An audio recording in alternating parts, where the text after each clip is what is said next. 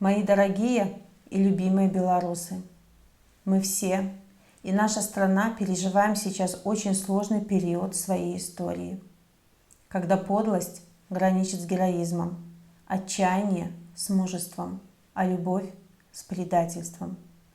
В этот период мы должны сделать свой выбор. Этого требует от нас время. В эти дни, когда мы хороним наших героев, я плачу вместе с вами. Это невероятная потеря для страны. Невинно убитые молодые люди. Нам необходимо поддержать их семьи.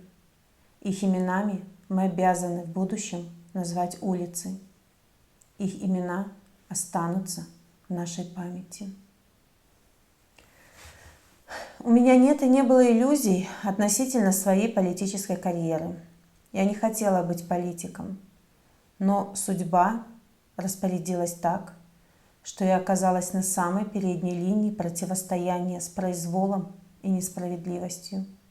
Судьба и вы, которые поверили в меня, которые дали мне силы. И сейчас, каждую минуту, я восхищаюсь вашим мужеством, вашей самоорганизацией и тем, какие вы все сильные и светлые. Вы отдали мне свои голоса, и я очень это ценю. Я абсолютно точно знаю, почему вы это сделали. Мы все хотим выйти из этого бесконечного круга, в котором оказались 26 лет назад. Я готова принять на себя ответственность и выступить в этот период в качестве национального лидера, с тем, чтобы страна успокоилась, вошла в нормальный ритм, чтобы мы освободили всех политзаключенных и в кратчайшие сроки подготовили законодательную базу и условия для организации новых президентских выборов. Реальных, честных и прозрачных выборов, которые будут безоговорочно приняты мировым сообществом. За прошедшие месяцы стало совершенно очевидным для всего мира, что белорусы – это люди, которые умеют самоорганизовываться, принимать правильные решения и способны постоять за себя и своих близких. Но самое главное, что это осознали мы сами. Это то осознание, которого нам не хватало долгие годы. Белорусы сегодня проявляют чудеса героизма, солидарности и порядочности. Раз за разом мы демонстрируем миру свою преданность идеям ненасильственного сопротивления. И этим мы доказываем, что правда не на стороне силы оружия. Правда на стороне силы духа, честности, порядочности и отваги.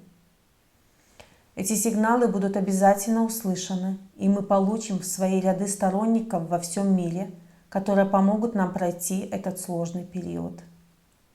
И в том числе мы сможем вернуть стране энергию тех белорусов, которые волей судеб оказались в других странах мира. Они такие же, как и мы. И сегодня они делают все возможное, чтобы перемены скорее пришли в нашу жизнь. Впервые за долгие годы мы смогли стать одним целым белорусами, любящими свою страну.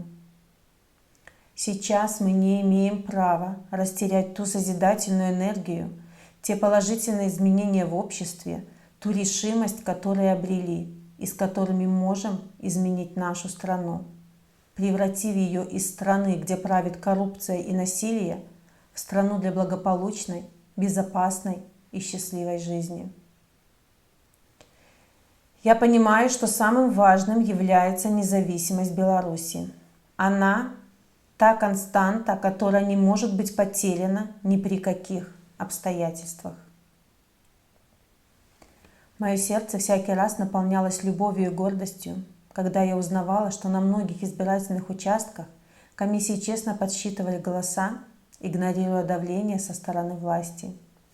И как сотрудники силовых структур складывали счеты к ногам обычных мирных белорусов. Это войдет в историю как поступки, ставшие приметой этого времени, времени освобождения. И я хочу обратиться к людям в форме. Белорусы – это люди, которые не приемлют насилие. Белорусы щедры и справедливы. И если вы решите не исполнять преступные приказы и перейти на сторону народа, они простят вас, поддержат вас и в будущем не попрекнут дурным словом. Я думаю, что вы и сами прекрасно это знаете и понимаете. Ведь мы все одно целое, которое кто-то хочет разорвать и стравить. Мы, белорусы, мы не имеем права поднимать друг на друга руку. Вы должны с холодной головой оценивать происходящее, задав себе простой вопрос. Кому выгодно наше противостояние? И кто извлекает из этого самую большую пользу для себя? Мы едины, и вы должны знать, мы всегда примем вас, если ваши помыслы будут чисты, а раскаяние искренним. Сегодня, как никогда, нам важны силы и терпение. Мы выражаем солидарность с теми, кто защищает свои права всеми мирными способами, в том числе мирными митингами и забастовками.